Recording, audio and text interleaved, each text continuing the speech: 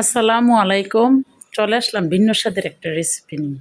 তো রেসিপিটা হলো শুটকির ভর্তা। এটা অনেক জায়গায় বলে চেপা শুটকি, অনেক জায়গায় বলে শীদল। তো আমি শীদল নামেই চিনি। তো অনেকটা শীদলে আমি এভাবে যদি শীদলগুলা পলিথিন করে বক্স করে আপনি ফ্রিজে আইসে রাখেন, দীর্ঘদিন থাকলেও নষ্ট হবে না। আমি ফ্রিজের ভিতরে ঢুকে রাখছি, ওখান থেকে বাইর করলাম। এই বাইর করে ২০টা শুটকির মতো আমি রাখলাম। রেখে একটু গরম পানি দিয়ে আমি আধা ঘন্টার জন্য ভিজিয়ে রাখলাম। মাছটা নরম হবে, যা মেডিসিন দেওয়া থাকে এগুলোর মধ্যে মেডিসিনটা নরম হয়ে বাইর হয়ে আসবে এবং মাছটা নরম হবে। আইসটা তুলতে খুব সহজে মাছের আইসটা তোলা যায়, এই জন্য আমি ভিজিয়ে রাখলাম। তারপরে আমি এটার আইসটা তুললাম, মাথাটা ফালাইয়া ফ্রেশ করে একদম ফ্রেশ করে ধুয়ে ২ বার ৪ বার করে ধুয়ে পরিষ্কার করে নিলাম। নিয়ে তারপরে এটা আমি রাখছি। আর আমি অনেকটি পেঁয়াজ নিছি, এটা পেঁয়াজটা ছুইলা স্লাইস করে কয় কয় কাটে ১ কাপ পেঁয়াজ নিছি, ১ কাপ রসুন নিছি, নিয়ে ভাজ করে রাখছি শুটকি দেওয়ার জন্য। আর কিছু লাল মরিচ কিছু পেঁয়াজের সাথে আমি ব্লেন্ড করে নিছি, ধনিয়া পাতা ভাও করে নিছি।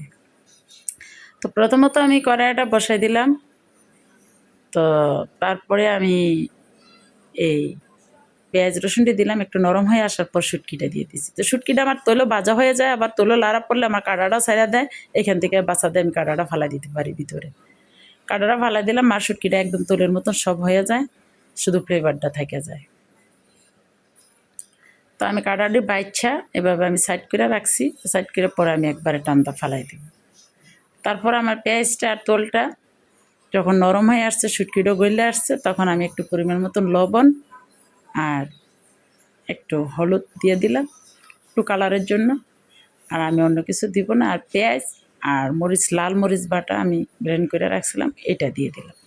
তাহলে এটি সম্পূর্ণ যখন কষানো হবে, কষতে কষতে কষতে কষতে পেঁয়াজ রসুনটাও আমার সিদ্ধ হয়ে আসবে, তখন আমার রান্নাটা প্রায় ভর্তাটা তৈরি হয়ে আসবে। তারপরে আমি ধনিয়া পাতা দিলাম, ধনিয়া পাতা দিয়ে আমি এটা নামেছি। এত সুন্দর ফ্লেভার আসছে, এত সুন্দর এটার রং কালার হয়েছে, মানে বলার বাইরে। তবে আমি কিন্তু খাই না, আমার খাওয়ার না যে সে একজনের জন্যই তৈরি করে সে এসে খাইবে, আমি এটা রেডি করলাম। তো আমি আদা আদি পেঁয়াজ রসুন দিছি, দিয়ে আমি এটারে সুন্দর করে এটা ভাজা ভাজা করছি, করে আমি এটা পেলার মধ্যে বাড়ছি এটা পরিবেশন করার জন্য। তো এইভাবে আপনারও এই শুটকিটা এভাবে তৈরি করে রান্না করে খাইয়ে দেখবেন, অনেক স্বাদ, অনেক মজা পাবেন। যারা খায় তারা এটা অতুলনীয়। আর এভাবে রান্না করে খাইয়ার চেষ্টা করবেন, পেঁয়াজ রসুন আদা আদি এভাবে দিয়ে দেখবেন অনেক স্বাদ পাবেন। তো ভাবলাম যে আমি এটা যখন করছি আপনাদের মাঝে নিয়ে আসি।